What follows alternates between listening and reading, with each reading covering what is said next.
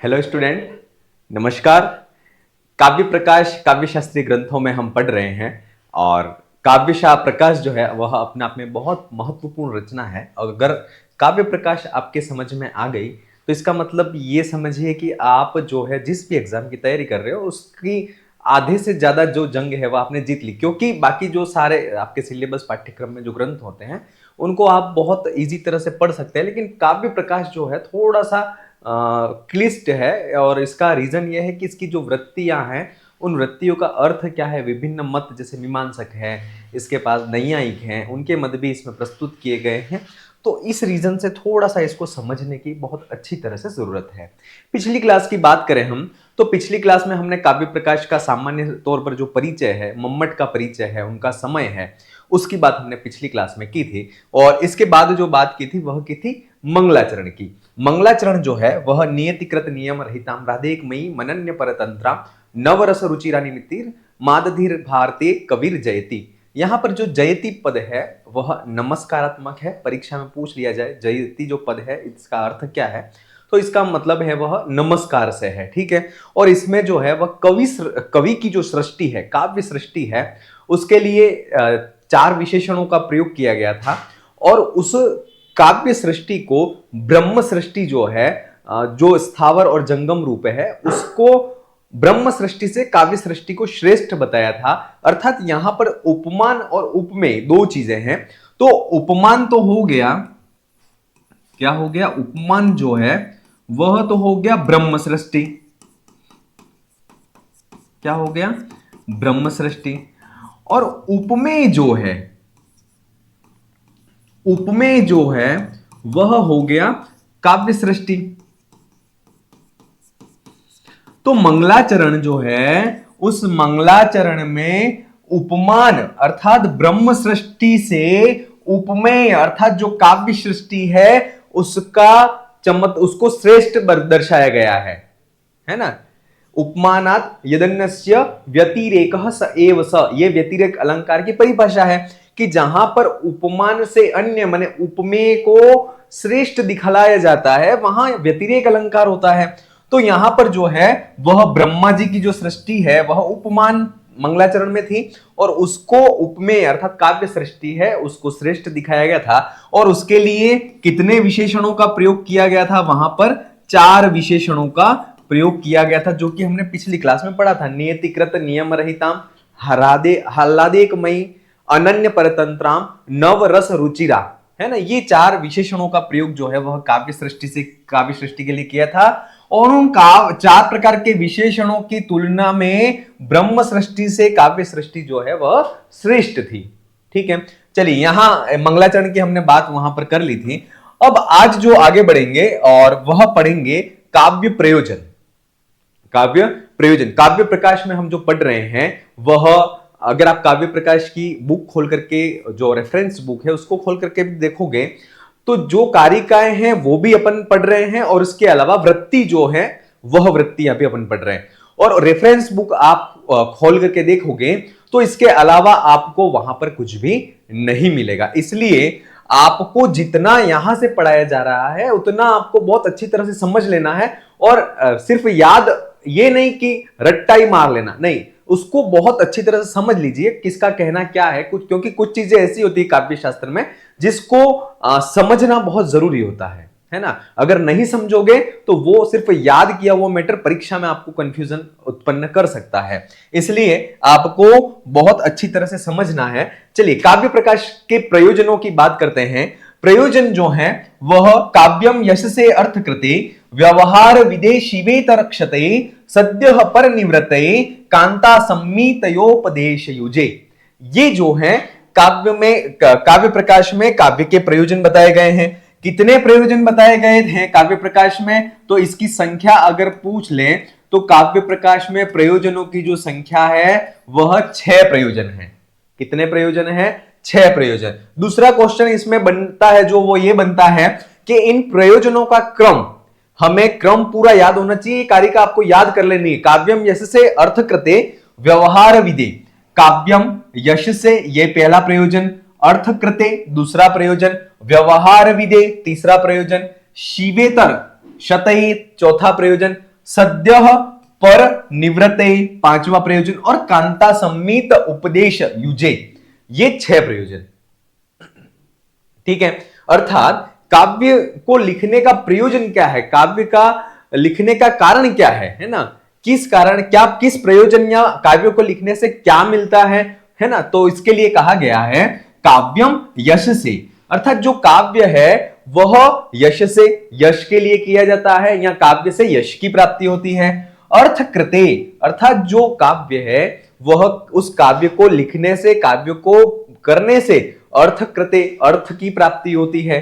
ठीक है, व्यवहार विदे, अर्थात काव्य को करने से, काव्य के को लिखने से व्यवहार विदे, काव्य को पढ़ने से व्यवहार का ज्ञान होता है। व्यवहार का मतलब किसके साथ कैसा व्यवहार करना है, किम करणीयम किम न करणीयम, इदम कर्तव्यम इदम न कर्तव्यम, इसका जो ज्ञान है वह किससे होता है, तो काव्य से होता है।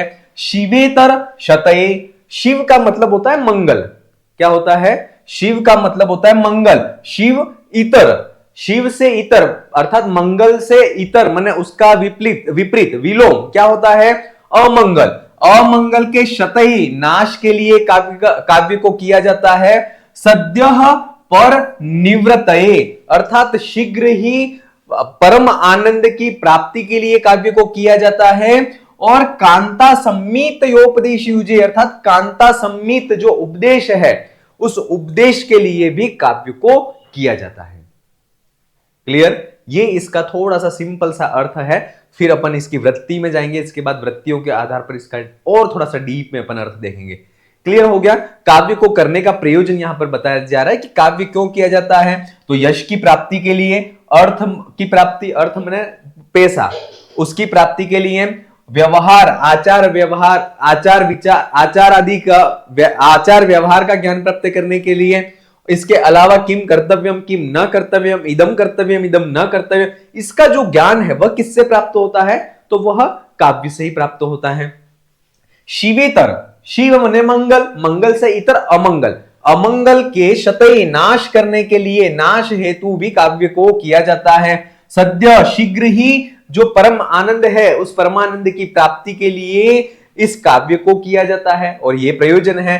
कांता सम्मित उपदेश युजे, अर्थात जो उपदेश है कांता सम्मित उपदेश, उस कांता सम्मित उपदेश की प्राप्ति के लिए भी काव्य को किया जाता है, क्योंकि उपदेश की 3 शैलियां हैं और उसमें कांता सम्मित उपदेश जो है वह हमें यह सिखाता है कि रामादिवत वर्तितव्यम न रावणादिवत, है ना, राम की तरह व्यवहार करना चाहिए न रावण की तरह। इस तरह का जो व्यवहार है वह प्रभु सम्मित शैली है वह भी नहीं देती है, सूरत सम्मित शैली है वह भी इस तरह का उपदेश नहीं देती है, और कांता सम्मित शैली जो है तीसरे प्रकार की वही इस तरह का उपदेश देती है। और काव्य की जो शैली होती है वह कांता सम्मित उपदेश की ही शैली होती है, इसलिए उस कांता सम्मित उपदेश की प्राप्ति के लिए भी काव्य को किया जाता है।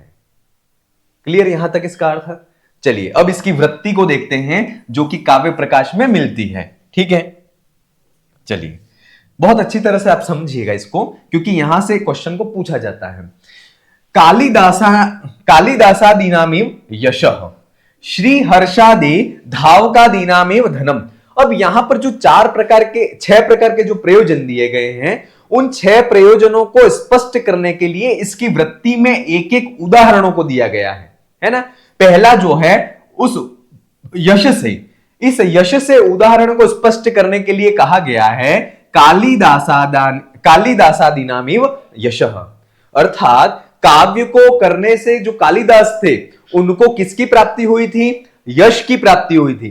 तो जिस प्रकार से काव्य को करने से, काव्य के निर्माण से, कालिदास को कौन जानते थे, कोई नहीं जानते थे, लेकिन कालिदास ने काली की उपासना के द्वारा शक्ति को प्राप्त किया और उसके बाद उनके अंदर काव्य को करने की शक्ति उत्पन्न हुई, प्रतिभा उत्पन्न हुई, है ना, और उसके द्वारा उन्होंने काव्य का निर्माण किया और काव्य का ऐसा अलौकिक काव्यों का निर्माण किया कि उनकी पहचान जो है वह संस्कृत साहित्य जगत में बन गई। तो वही काव्य से किसकी प्राप्ति होती है, यश की प्राप्ति होती है, किसके तरह, कालिदास आदि जो महाकवि हैं उनकी तरह। ठीक है, तो ये यश से प्रयोजन है, उसको स्पष्ट करने के लिए यहां पर दिया गया है कि कालिदासादि नामेव यश, अर्थात कालिदास आदि जो महाकवि हैं उनको जिस तरह से काव्य को करने से यश की प्राप्ति हुई, वैसे ही काव्य को करने से यश की प्राप्ति व्यक्ति को होती है। फिर है श्री हर्षादेर धावकादि नामेव धनम, है ना। अब क्या है, धावक कवि थे, उन धावक ने रत्नावली की रचना की और रत्नावली की रचना करके उसको हर्ष को समर्पित कर दिया, और हर्ष को समर्पित करने के बाद उन्होंने उसके बदले में धन को ले लिया, रुपया पैसा उनसे ले लिया, और रत्नावली जो है वह किसको दे दी, वह रचना जो है वह हर्ष को दे दी थी। तो इसलिए कहा गया है कि जिस प्रकार से धावक ने रत्नावली की रचना करके हर्ष को समर्पित कर दिया और उसके बदले में उनसे पैसा, अर्थ जो है वह अर्थ की प्राप्ति कर ली, इसलिए कहा गया है कि जो काव्य है उस काव्य से अर्थ की प्राप्ति भी होती है। ठीक है। फिर है व्यवहार विधि, इसके लिए कहा गया है राजादि गतोचिताचार परिज्ञानम, है ना। व्यवहार विधि अर्थात व्यवहार का ज्ञान जो है वह काव्य से होता है। किस तरह से होता है, तो राजादि गतोचितचार परिज्ञानम, राजा आदि जो सम्मान्य व्यक्ति हैं उनके पास में जाते हैं तो हमें किस तरह का बोलना है, किस तरह का आदर सत्कार जो है उसको करना है, इसका जो ज्ञान है वह भी काव्य के द्वारा होता है। इसलिए व्यवहार का जो ज्ञान है ना, कैसा व्यवहार करना है, किसको क्या बोलना है, किसको कैसा सम्मान देना है ना, किम कर्तव्यम किम ना कर्तव्यम, इसका जो ज्ञान है वह काव्य देता है। इसलिए काव्य जो है उसका प्रयोजन क्या है, व्यवहार विधि, अर्थात वह व्यवहार का ज्ञान करवाने वाला होता है। इसके बाद है शिवेतर शतये, अर्थात शिव से इतर, अर्थात अमंगल का नाश करने वाला भी काव्य होता है। किस प्रकार से, तो आदित्यादेर मयूरादीनाम अनर्थ निवारणम, अर्थात जो मयूर कवि थे मयूर ने सूर्य की उपासना के लिए सूर्य शतक लिखा, और सूर्य शतक लिखने से, सूर्य की उपासना से भगवान सूर्य जो है उन्होंने इनके कुष्ठ रोग रूपी जो अनिष्ट था, है ना, कुष्ठ रोग रूपी जो अनिष्ट था उस अनिष्ट का, अमंगल का निवारण कर दिया या अमंगल का नाश कर दिया। इसलिए उस अनर्थ के निवारण के लिए भी, अर्थात अमंगल के नाश के लिए भी जो काव्य है वह काव्य को किया जाता है। किस प्रकार से, तो मयूर कवि ने जिस प्रकार से सूर्य की उपासना करके सूर्य शतक को लिखा और उसके प्रतिफल के रूप में उनका जो कुष्ठ रोग रूपी अनर्थ था, अमंगल था, उसका नाश हो गया। क्लियर। अगला है सद्यः पर निवृत्ते, इस प्रयोजन को स्पष्ट करते हुए कहते हैं सकल प्रयोजन मूलीभूत समनंतरमेव रसास्वादन समुद भूत विगलित वेद्यांतर मानंदम। ये बहुत इंपॉर्टेंट है। सद्यः पर निवृत्ते जो ये प्रयोजन है वह बहुत इंपॉर्टेंट है, इसको बहुत अच्छी तरह से समझिएगा। उसके लिए कहा गया है सकल प्रयोजन मूलीभूत, ये सद्यः पर निवृत्ते जो प्रयोजन है वह सकल प्रयोजन मूलीभूत, समस्त जो 6 प्रयोजन हैं उन 6 प्रयोजनों में मुख्य प्रयोजन है। ठीक है। सकल प्रयोजन मौलीभूत अर्थात समस्त प्रयोजनों में मुख्य प्रयोजन कहा जा सकता है। इसलिए याद रखना कि सकल प्रयोजन मौलीभूत प्रयोजनम अस्ति, ये अगर परीक्षा में पूछ ले यश से अर्थ करते व्यवहार विधे या सद्यः पर निवृत्ते, तो आपको ये पता होना चाहिए कि सद्यः पर निवृत्ते जो प्रयोजन है, सकल प्रयोजन मौलीभूत जो प्रयोजन है वह सद्यः पर निवृत्ते, सद्य माने शीघ्र, परमानंद जो है उस परमानंद की प्राप्ति का होना, ये भी काव्य का प्रयोजन है। चलिए, सकल प्रयोजन मौलीभूत जो प्रयोजन है वह सद्यः पर निवृत्ते, समनंतरमेव रसास्वादन समुद्भूतम विगलित वेद्यांतर आनंदर, समनंतरमेव अर्थात शीघ्र ही रसास्वादन के उत्पन्न होने से जो अन्य विषयों के स्पर्श से शून्य आनंद है वह आनंद स्वरूप जो है वह काव्य होता है, अर्थात वह काव्य का प्रयोजन है। क्लियर। एक बार फिर देखें, सकल प्रयोजन मौलीभूत, समस्त जो प्रयोजन है उन प्रयोजनों में मुख्य प्रयोजन कहा गया है, और समानांतर में शीघ्र ही रसास्वादन से उत्पन्न होने वाला जो आनंद है ना, शीघ्र ही रसास्वादन के उत्पन्न होने से, रसास्वादन के उत्पन्न होने से जो अन्य विषयों के स्पर्श से शून्य आनंद है वह काव्य का प्रयोजन कहा गया है। और वह आनंद कैसा है? तो सकल प्रयोजनों में मौलीभूत है और वह शीघ्र ही रसों के आस्वादन से उत्पन्न होने वाला है और वह अन्य विषयों के स्पर्श से रहित है। इस सद्य, ये आनंद जो शब्द लिखा है, उस आनंद शब्द के लिए यहां पर 3 विशेषण दिए गए हैं। क्या क्या? तो एक तो सकल प्रयोजन, मौलीभूत समस्त प्रयोजनों में मुख्य प्रयोजन है। इसके बाद समवंतरमेव रसास्वादन समुद्भूतम, अर्थात शीघ्र ही रसास्वादन के उत्पन्न होने से, रसास्वादन से उत्पन्न होने वाला है। और विगलित वेद्यांतर आनंदम, और अन्य विषयों के स्पर्श से शून्य है। ऐसा आनंद जो है वह भी काव्य का प्रयोजन कहा गया है। क्लियर? ये सद्य पर निवृत्त हैं। इसके बाद कांता सम्मीत योपदेश युजे, इसको स्पष्ट करते हुए कहते हैं प्रभु सम्मीत शब्द प्रधान वेद शास्त्रेभ्य सुहृद सम्मीत अर्थ तात्पर्यवत पुराणादि इत्यासेभ्यश्च शब्दार्थयो गुण भावेन रसांगभूत व्यापार प्रवणतया विलक्षण यत् काव्यम लोकोत्तर वर्णना निपुण कवि कर्म तत्कांतेव सरसता पादनेनाभिमुखीकृत्य रावणादिवत वर्तितव्यम न रामादिवत वर्तितव्यम न रावणादिवत इति उपदेशः कवे सरदेयम च करोति इति। ये जो है वह इस पंक्ति को स्पष्ट करने के लिए कहा गया है और इसको अपन यहां से देखते हैं। चलिए, काव्य की जो शैलियां हैं वह 3 प्रकार की कही गई हैं। एक तो कही गई है वह है प्रभु सम्मीत। क्या कहा गया है? एक तो कहा गया है, वह कहा गया है प्रभु सम्मीत। दूसरी काव्य की शैली कही गई है, वह कही गई है सुरत सम्मीत। तीसरी काव्य की शैली कही गई है प्रभु सम्मीत, सूरत सम्मीत। और तीसरी काव्य की शैली कही गई है, वह कही गई है कांता सम्मीत।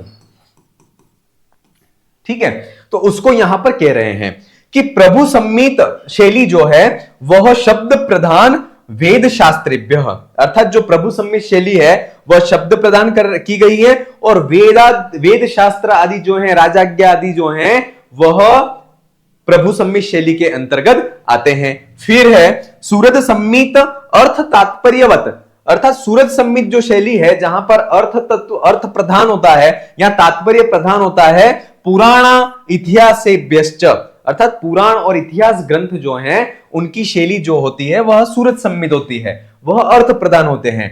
इन दोनों से विलक्षण है, अर्थात जो प्रभु सम्मित शब्द प्रदान वेद शास्त्र की जो शैलियां हैं उससे, और सूरत सम्मित पुराण इतिहास आदि की अर्थ प्रदान सूरत सम्मित जो शैली है पुराण इतिहास आदि ग्रंथों की, उनसे जो विलक्षण है शब्दार्थ यो गुण भावेन, अर्थात शब्दों और अर्थ के गुण भाव होने से, उनका अंतर्भाव होने से, या वह कह सकते हैं अंतर्लीन होने से, जो रसों के अंगभूत व्यापार में प्रवीण है ना, ऐसे विलक्षण काव्य की जो शैली है, जो यत् काव्यम, जो काव्य लोकोत्तर वर्णना निपुण, अर्थात जो लोकोत्तर वर्णन में निपुण है, कवि कर्म, ऐसे कवि का जो कर्म है, तत् कांतेव सरसता पादने नाभिमुखी कृत्य, अर्थात वह कांता के समान, कांता के द्वारा सरसता को उत्पन्न करके हमें अभिमुख कर करके यह उपदेश करता है, रामादिवत वर्तितव्यम न रावणादिवत, अर्थात राम की तरह व्यवहार करना चाहिए, रावण की तरह नहीं। इति उपदेश, इस तरह का उपदेश यथा योग्य कवि और सहृदय को, सहृदय माने जो श्रोता है ना, सहृदय व्यक्ति है जिसको रस की उत्पत्ति जिसके अंदर हो रही है, ऐसे सहृदय व्यक्ति को करोतीति करता है, सर्वथा तत्र यतनीयम, सर्वथा हमेशा ऐसे उस काव्य में, ऐसे उस कांता सम्मित काव्य में, जो कि राम की तरह व्यवहार करना चाहिए, रावण की तरह नहीं, इस तरह का उपदेश को करने वाला है, ऐसे काव्य में यतनीयम हमें प्रयास करना चाहिए। क्लियर?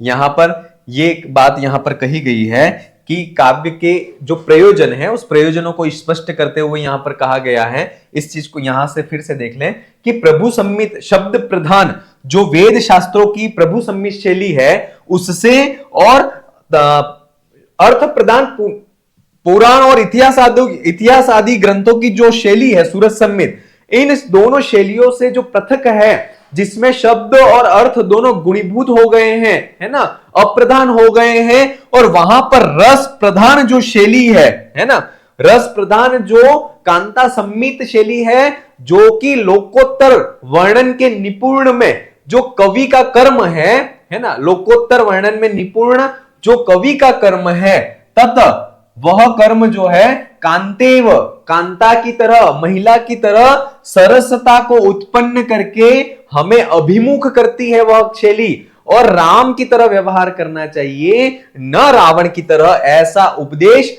कवि को और सहृदय दोनों व्यक्तियों को देता है। और ऐसे में हमें यत्न करना चाहिए, कवे सहृदयश्च दोनों को करता है। ये याद रखना कि रामादिवत वर्तितव्यम न रावणादिवत इति उपदेशः यथा योग्यम कवे सहृदय से चोकर, कवि को भी करता है और सहृदय को भी करता है। ऐसा नहीं कि ये इस तरह का उपदेश जो है वह काव्य को करने वाला जो कवि है उसको नहीं करते, ऐसा नहीं है, क्योंकि कवि और सहृदय दोनों को इस तरह का कांता सम्मित उपदेश जो है वह उन पर दोनों पर लागू होता है। क्लियर? तो ये इस तरह से ये जो हमने देखा वह हमने इस काव्य के प्रयोजन जो है उस काव्य के प्रयोजन की बात यहां पर की। ठीक है, चलिए अब काव्य की यहां पर 3 शैलियां बताई गई थी।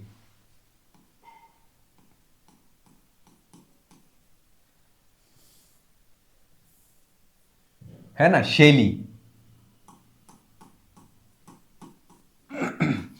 कौन कौन सी है? तो एक तो शैली है वह है प्रभु सम्मित,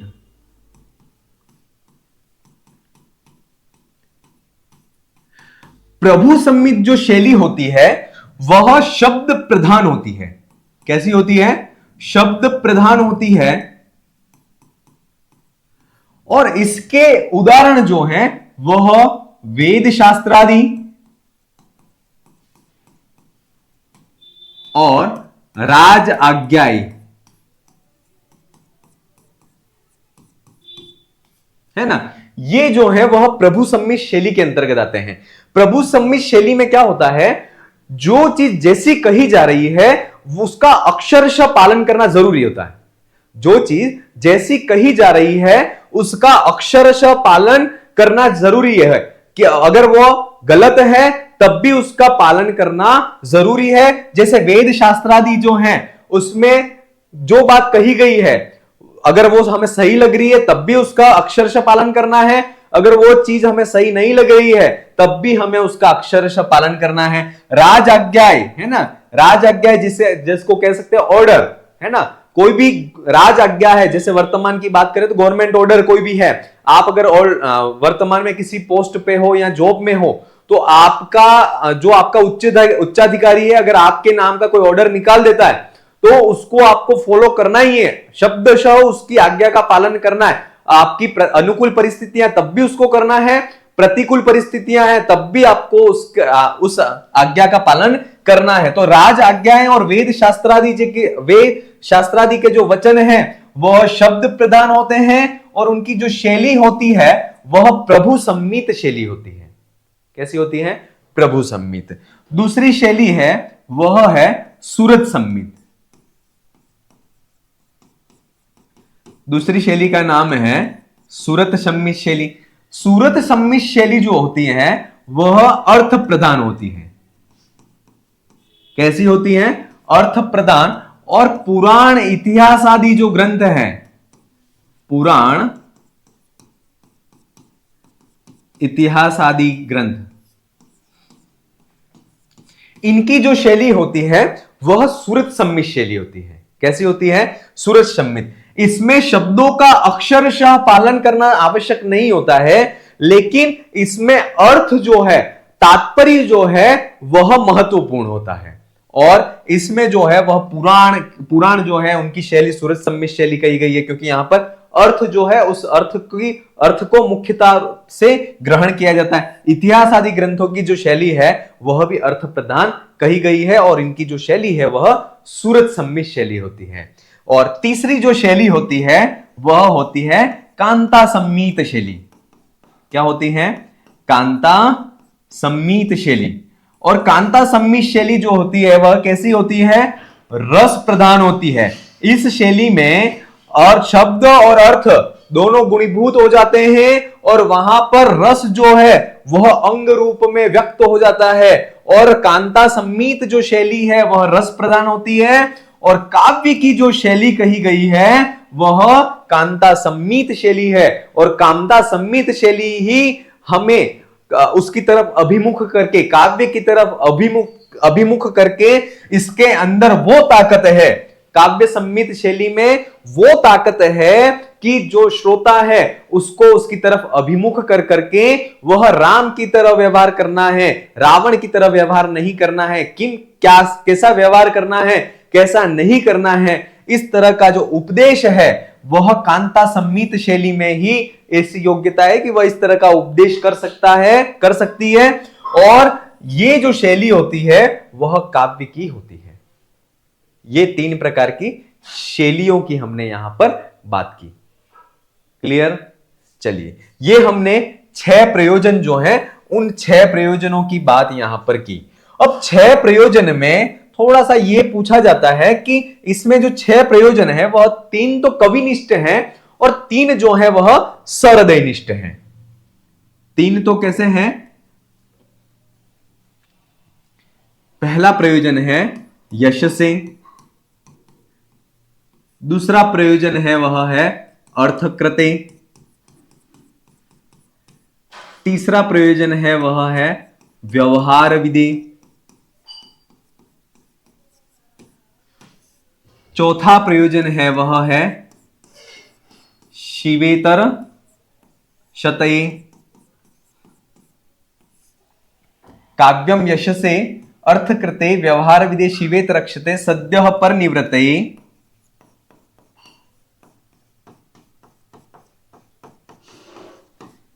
और कांता सम्मीत उपदेश युजे।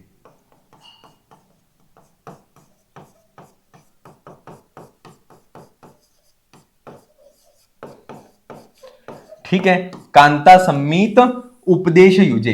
अब देखिए, काव्यम यश से अर्थकृते व्यवहार विदे शिवेत रक्षते सद्यः पर निवृत्ते कांता सम्मितोपदेश युजे। इसमें जो काव्यम यश से, तो यश से जो है एक तो होता है कविनिष्ठ और दूसरा जो होता है वह होता है सहृदयनिष्ठ। तो यश से जो प्रयोजन है वह कैसा है? कविनिष्ठ प्रयोजन है। कैसा है? कविनिष्ठ प्रयोजन है।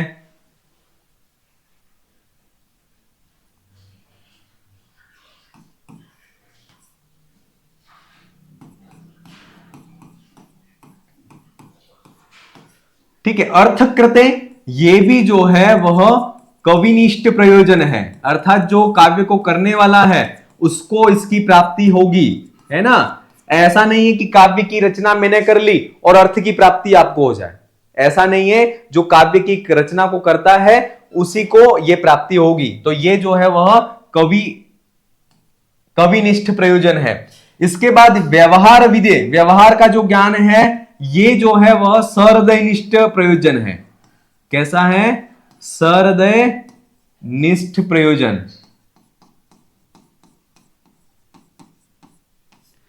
शिवेतर क्षते, ये जो है यह भी कविनिष्ठ प्रयोजन है। कैसा है? कविनिष्ठ प्रयोजन कहा गया है। सद्यः पर निवृत्ते, यह भी सहृदयनिष्ठ प्रयोजन है।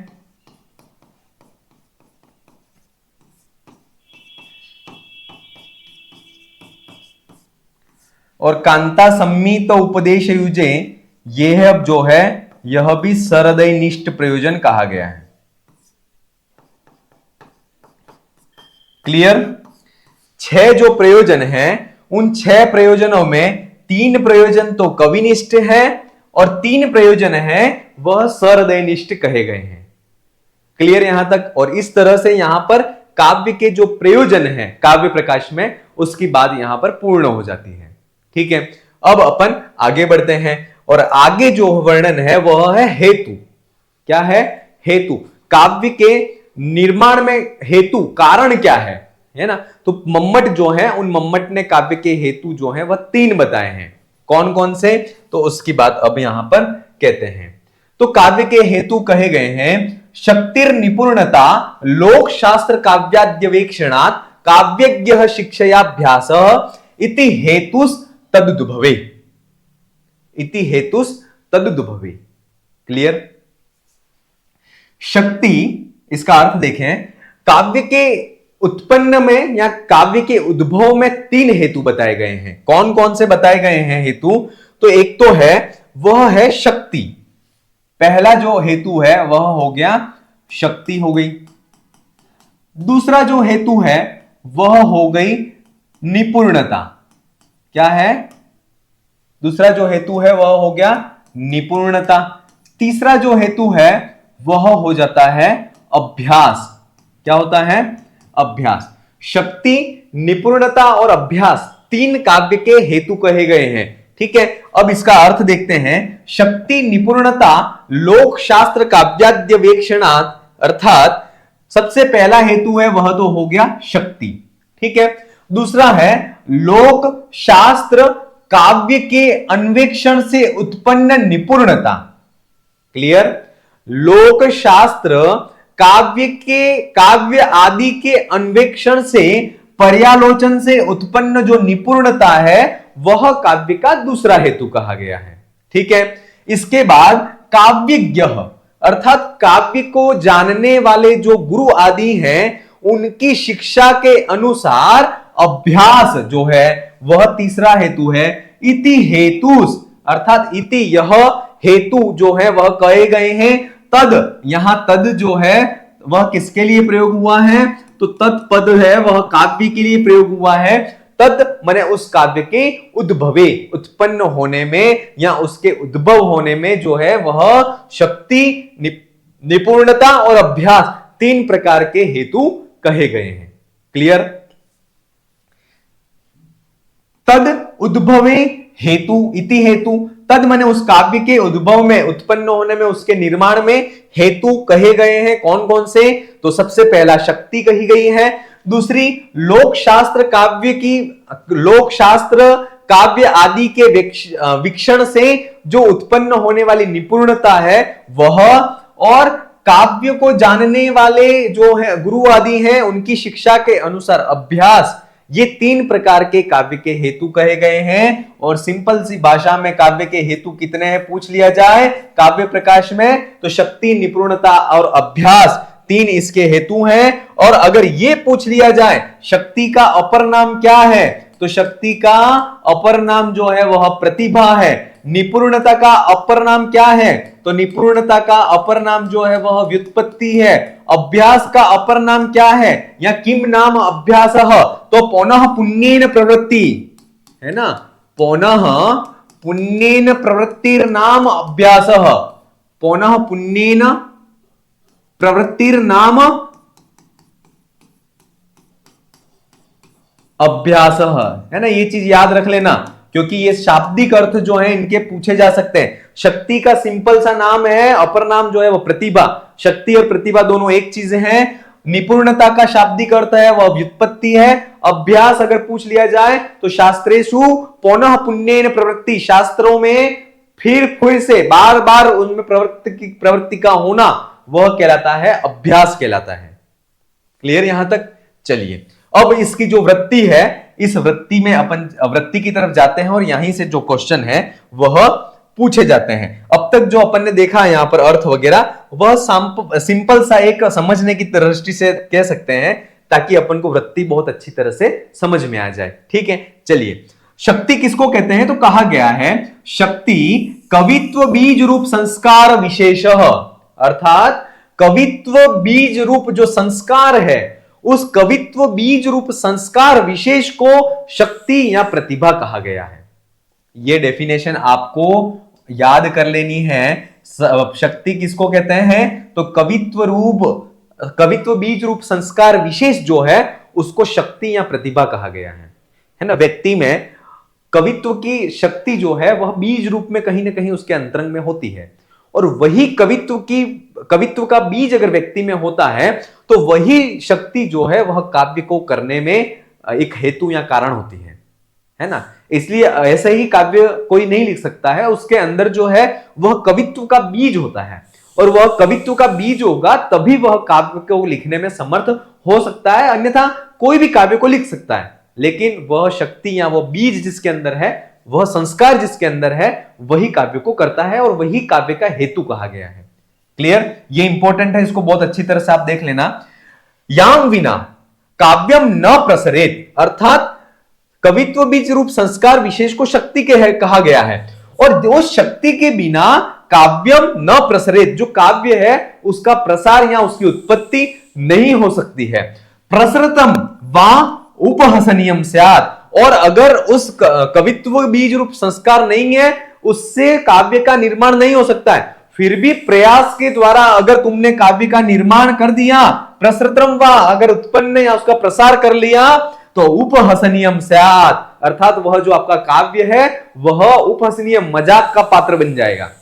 अगर आपके अंदर योग्यता नहीं है ना, और योग्यता नहीं है और आप प्रयास कर लें, तो फिर लोग क्या कहेंगे? हंसेंगे। जैसे अपन अब सामान्य तौर पर व्यवहारिक बात करते हैं, कि व्यवहारिक बात करें कि जैसे आपके अंदर आपका एकेडमिक अगर देखें परसेंटेज वगैरह, जैसे आपकी 10वीं 3rd डिवीजन पास हुए हो, 12th है 3rd डिवीजन पास हुए हो, ग्रेजुएशन भी आपने जैसे तैसे 55% या 50% के साथ बनाई है, और अगर फिर आप ये कहो गांव में कि मैं आईएएस की तैयारी कर रहा हूं, है ना, तो लोग क्या कहेंगे कि हंसेंगे। क्यों हंसेंगे? क्योंकि आपके अंदर वो इंटेलिजेंसी नहीं है जो आईएएस एग्जाम के लिए चाहिए। फिर भी अगर वह इंटेलिजेंसी नहीं है, वह शक्ति नहीं है, तो आप सबसे पहले उस टारगेट को नहीं बना ही नहीं पाओगे। फिर भी आपने कोशिश करके उस टारगेट को बना लिया, तो उपहसनीयम स्यात्, आप हंसी के ही पात्र बनोगे, है ना, कि ये कहां आईएएस बनेगा, कहेंगे ना। और वैसे लोक व्यवहार में ये चीज हमने देखी भी है कि लोग ऐसा करते भी हैं। ठीक है, तो इसलिए कवित्व बीज रूप संस्कार विशेष जो है उसको शक्ति कहा गया है, और उसके बिना काव्य जो है उसका प्रसार नहीं हो सकता है। और फिर भी आपने उसको उत्पन्न करने की हिम्मत या लिखने की हिम्मत तो कर ली, तो वाह उपहसनीयम स्यात्, वह हंसी का ही पात्र होगा काव्य, है ना। काव्य काव्यत्व को प्राप्त नहीं होगा। लोकस्य स्थावर जंगमात्मकस्य लोकवृत्तस्य शास्त्राणाम छंदो व्याकरण अभिधान कोश कला चतुर्वर्ग गज तुरंग खड्गादि लक्षण ग्रंथानाम काव्यानाम च महाकवि संबंधिनाम आदि ग्रहणात इतिहासादि नाम च विमर्शाद व्युत्पत्ति। अब यहां पर जो व्युत्पत्ति, ये जो शब्द है इसको स्पष्ट कर रहे हैं, और इस व्युत्पत्ति का ही अपर नाम क्या कहा था मैंने? और वह नाम कहा था मैंने निपुणता। क्या कहा था? निपुणता। अब यहां पर कह रहे हैं कि लोक स्थावर और जंगम, जड़ और चेतन लोक, जड़ और चेतन स्वरूप वाला जो लोक है, उस लोक में लोकवृत्तस्य, संसार में जो जड़ और चेतन है ना, जड़ और चेतन स्वरूप वाला जो संसार है, उसमें लोकवृत्तस्य अर्थात लौकिक व्यवहार का ज्ञान कराने वाले जो शास्त्र हैं, है ना, कौन कौन से? छंद शास्त्र है, व्याकरण शास्त्र है, अभिधान कोश अर्थात कोश शास्त्र, है ना, जिसको डिक्शनरी कह सकते हैं, कोश शास्त्र, कला अर्थात जो 64 कलाओं को उत्पन्न, 64 कलाओं को स्पष्ट करने वाले या 64 कलाओं का अभिधान करने वाले जो शास्त्र हैं। इसके बाद चतुर्वर्ग अर्थात धर्म अर्थ काम मोक्ष, इन धर्म अर्थ काम मोक्ष को प्रतिपादित करने वाले जो शास्त्र हैं।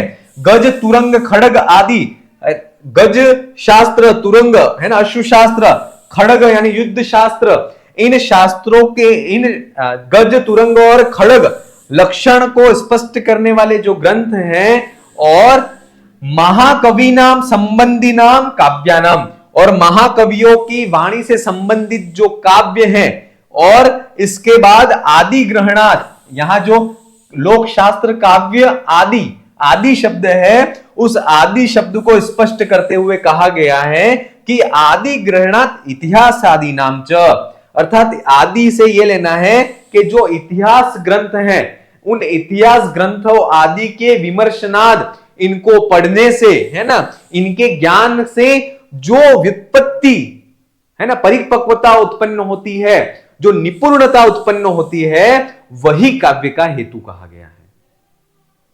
क्लियर? दूसरा एक बार थोड़ा सा इसको बहुत अच्छी तरह से देखेंगे कि कवित्व बीज रूप संस्कार जो है उसको तो शक्ति कहा गया और वही काव्य का हेतु, ये तो समझ में आ गया।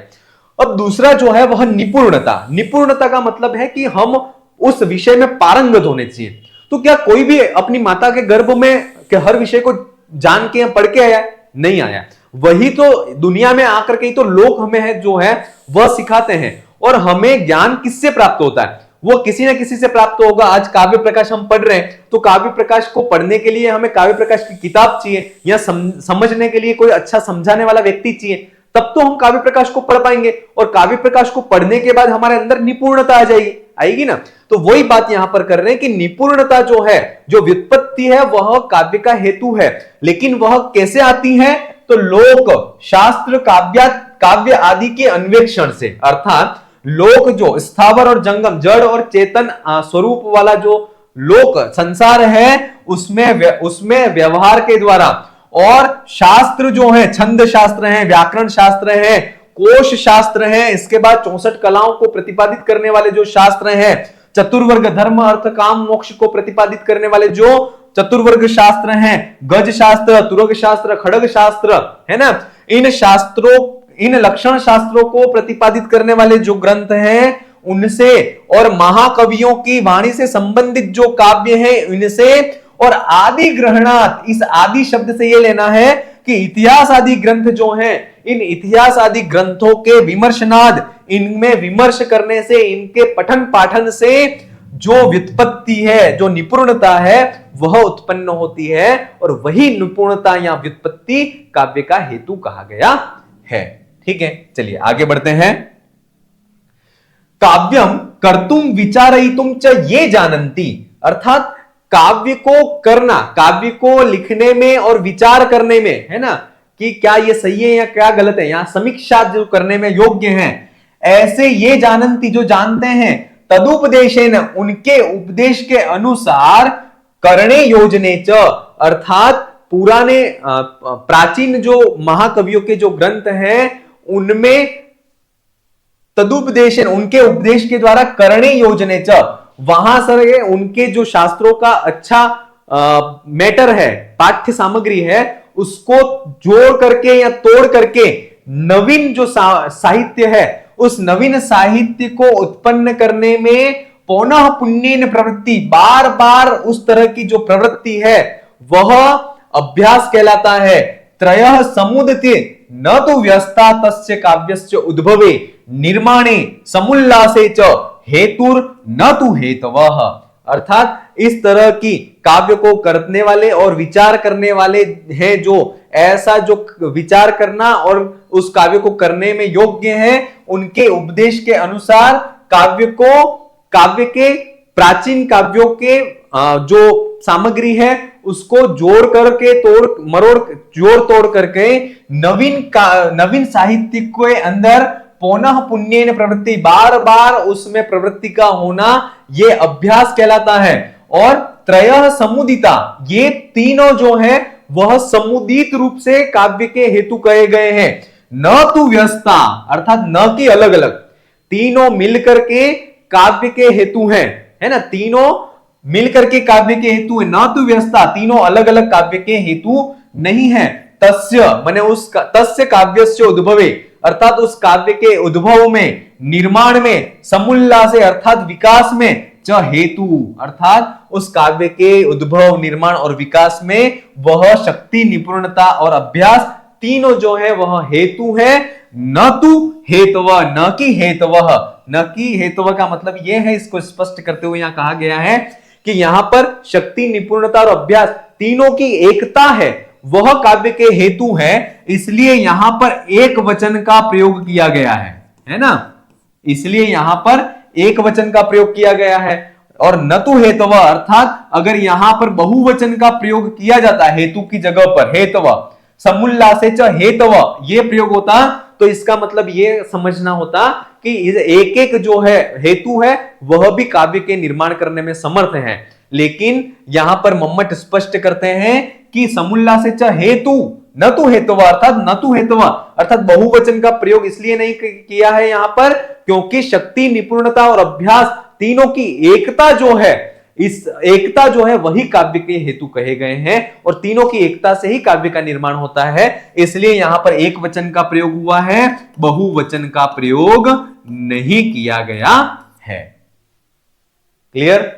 तो ये इस प्रकार से काव्य के हेतु जो हैं उस काव्य के हेतुओं को हमने देखा। काव्य के हेतु कौन कितने हैं? एक तो है शक्ति, दूसरा हेतु है वह क्या है? निपुणता। तीसरा हेतु क्या है? तो तीसरा हेतु जो है वह है अभ्यास। ये जो तीन है वह काव्य के हेतु कहे गए हैं। ठीक है, इस प्रकार से हमने आज की क्लास के माध्यम से काव्य के प्रयोजन और इसके साथ में ही काव्य के हेतु इन दोनों टॉपिकों को पढ़ा। अगली क्लास में काव्य का लक्षण, काव्य के भेद, इसके साथ में फिर मिलेंगे। आप अपनी तैयारी को अनवरत रूप से जारी रखें। धन्यवाद।